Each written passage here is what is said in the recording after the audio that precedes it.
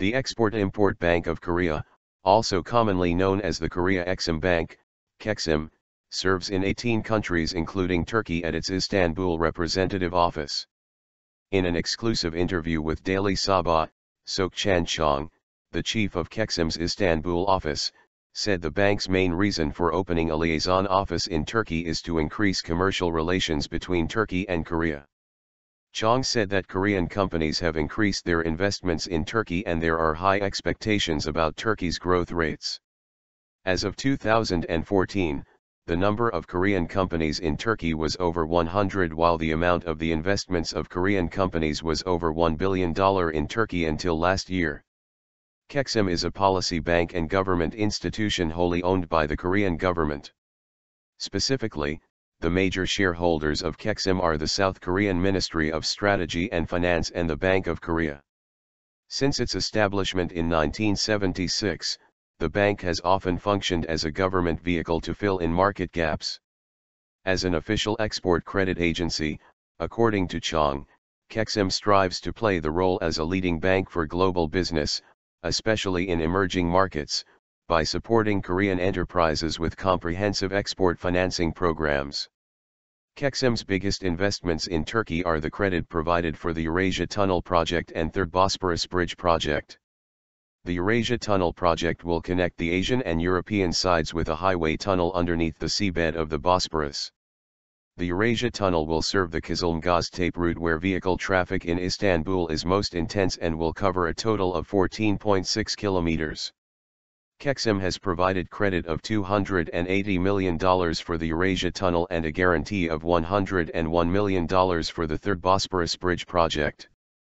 The bank has 800 staff in total and approximately 400 people are based at its headquarters while the rest work at local branches or in overseas countries.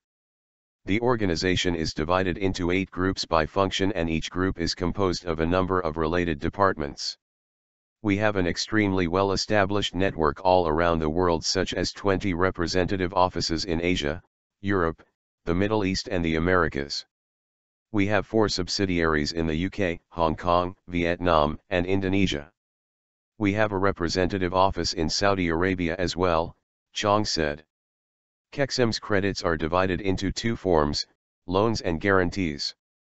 Loans consist of export financing, import financing, trade financing, and overseas investment financing while guarantees are divided into financial guarantees and project-related guarantees. KEXIM's role in the Korean economy. The growth path of the South Korean economy is simply astonishing. One of the poorest countries scarred by a civil war has turned itself into the 7th largest exporter in the world. KEXIM was established in 1976 to facilitate the nation's cross-border trade, Cheong said. Riding on this remarkable growth, South Korea has become the 9th country in the world with a record $1 trillion in cross-border trade volume in 2011. South Korea's gross domestic product, GDP, per capita, which was $79 in the 1960s, has exceeded $20,000 50 years later. 37 years ago, South Korean automobiles were first introduced to the international market with 1,341 vehicles. Now there are more than 3 million South Korean vehicles sold annually on the overseas market. South Korea's display panels dominate the global market share as a market setter in terms of quality 36 years after its first export of color televisions.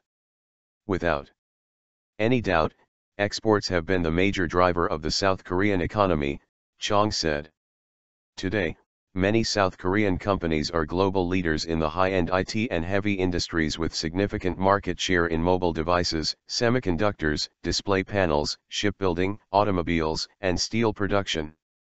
Notably, South Korea is home to numerous global brand names including Samsung, Hyundai, LG, and POSCO, he concluded.